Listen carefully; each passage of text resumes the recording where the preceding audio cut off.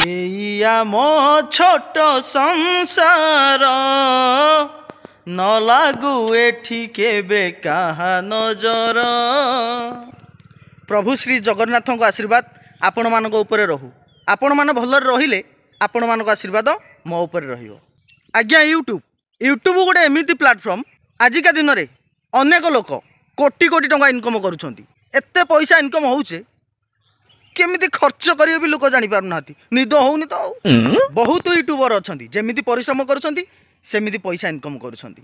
ମୁଁ କେତେ ପଇସା ଇନକମ୍ କରୁଛି ସେଇ ବିଷୟରେ ଆଲୋଚନା କରିବା। ଆଜ୍ଞା ମୋର ତ ଛୋଟ ୟୁଟ୍ୟୁବ୍ ଚ୍ୟାନେଲ୍।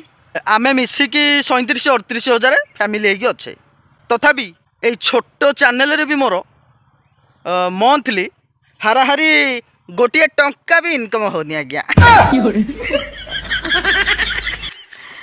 ସତ କଥା କହୁଛି, ଗୋଟିଏ ଟଙ୍କା ବି ଇନକମ୍ ହେଇନି। ଯଦି ଆପଣମାନଙ୍କ ଆଶୀର୍ବାଦ ହେବ ଆଗକୁ ହେଇପାରେ। ହେବ କି ନାହିଁ ଛାଡ଼, ହଉ କି ନ ହଉ, କିନ୍ତୁ ରିଚାର୍ଜ ପଇସାଟା ଉଠିଗଲେ ବଢ଼ିଆ ହୁଅନ୍ତା। ପରିଶ୍ରମ କରି ଅଲଗା ଆଡ଼େ ପଇସା ଇନକମ୍ କରାହେଉଛି, ମୋବାଇଲ ରିଚାର୍ଜ କରାହେଉଛି, ଭିଡ଼ିଓ ବନାହେଉଛି। ଆପଣମାନେ ମୋ ପରିବାର ହୋଇକି ଅଛନ୍ତି, ମିଶିକି ଏନ୍ଜୟ କରୁଛେ, ଟିକେ ଖୁସି ମିଳୁଛି, ଏତିକି ବଡ଼। ଆଉ ଦରକାର ନାହିଁ କିଛି।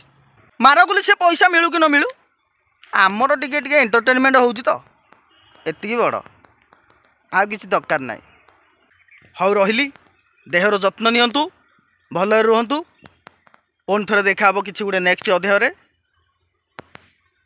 ଟାଟା।